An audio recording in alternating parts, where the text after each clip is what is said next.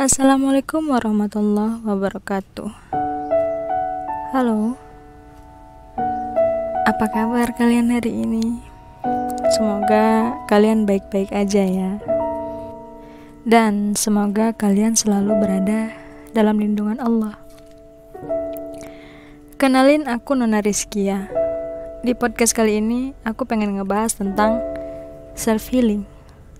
Mungkin kata-kata self-healing udah gak asing lagi di telinga kita. Aku pengen sharing dikit yang aku tahu tentang self-healing.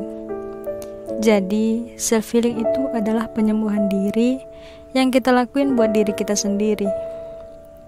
Pernah gak sih kalian ngerasa kayak capek, bosan mungkin?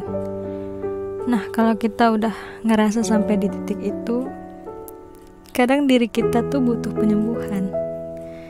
Kalau lagi ngebahas self-healing, sebenarnya self-healing itu penting gak sih? Nah, sekarang aku lagi bersama Ismatika. Beliau adalah mahasiswa akhir yang rawan dengan mental breakdown ya, yang lagi butuh-butuhnya healing terhadap masalah-masalah di kampus ya khususnya. Nah, gimana nih Tika? Sebenarnya self-healing itu penting gak sih? Dan sepenting apa sih? Oke, assalamualaikum warahmatullahi wabarakatuh. Jadi menurut pribadi aku sendiri ya, jadi self-healing ini penting karena akan membawa aura positif bagi individu masing-masing, menjadi pribadi yang lebih tegar dalam menghadapi contohnya kesulitan, kegagalan, dan trauma di masa lalu.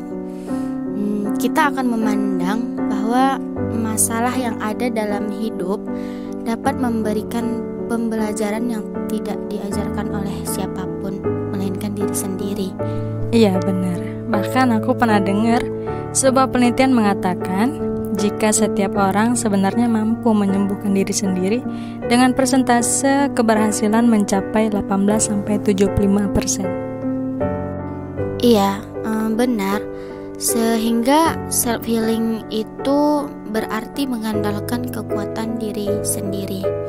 Untuk itu, menurutku sekiranya perlu untuk selalu mengingat premis berpikir positif agar dapat meningkatkan kepercayaan diri kita sendiri. Setiap orang itu menurut aku ya memiliki tingkatan stres yang berbeda dan cara healing yang berbeda juga. Ada yang bisa sembuh dari luka batin, begitu juga seiring berjalannya waktu. Nah, ada juga yang sulit sekali melupakan dan memaafkan masa lalu.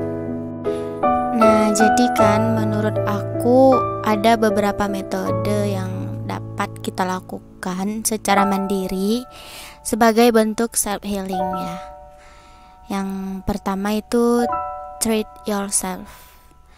Jadi seperti kayak yang aku bilang tadi, kita butuh me time berupa reward terhadap diri sendiri dengan meluangkan waktu spesial untuk melakukan yang kita sukai. Jadi kita itu menjauh sejenak dari hiruk pikuk lingkungan di sekitar, karena itu dapat kita tempuh melalui me time. Nah, yang kedua ada mindfulness, yang atau bisa kita artikanlah sebagai kayak berpikir dengan kesadaran penuh. Maksudnya itu kita fokus dengan apa yang terjadi pada saat itu. Kemudian kita menerima kenyataan tanpa ada penolakan atau penghakiman terhadapnya. Kalian pernah mikir gak gimana sih self-healing dalam pandangan Islam? Aku pernah baca di salah satu jurnal tentang metode self-healing dalam kitab Minhajul Abidin Imam Al-Ghazali. Dalam kitab ini dikatakan tahapan pertama metode self-healing diawali dengan ilmu atau yang lebih sederhana dapat disebut dengan mengenal diri. Maksudnya mengenal diri adalah mengenal posisi diri kita sebagai seorang hamba Allah. Kita ini hanya hamba Allah yang mengikuti apapun yang diperintahkan. Tahap selanjutnya adalah tobat atau menerima diri. Tujuan dari penerimaan diri ini adalah tobat kepada Allah atas lemahnya diri dalam menghadapi ujian. Kadang kita nggak kuat dalam menghadapi ujian. Selanjutnya adalah mawas diri atau sering kita dengar dengan introspeksi diri. Introspeksi diri dari hal-hal yang dapat memicu munculnya stres. Lalu ada awarid atau melepaskan. Bahasa yang lebih sederhana adalah berserah diri kepada Allah, melepaskan diri kepada Allah. Lalu berpikir positif kepada Allah. Nah, ini wajib nih. Kita berpikir positif dengan selalu meminta kepada Allah, berdoa kepada Allah. Yang terakhir ada dengan bersyukur. Nah, ini yang paling penting nih. Dengan bersyukur, kita akan lebih mampu untuk bahagia. Karena kunci bahagia adalah bersyukur kepada Allah. Oke, berarti kesimpulannya self-healing itu penting ya. Tapi ya jangan berlebihan juga, karena segala sesuatu yang berlebihan itu nggak baik ya. Mungkin sampai di sini perjumpaan kita di podcast kali ini. Buat Tika, ada kata penutup nggak di akhir podcast kita? Iya ada. Jadi penutup dari aku itu kata-kata motivasi yang berhenti membandingkan dirimu dengan mereka. Berterima kasihlah pada dirimu sendiri.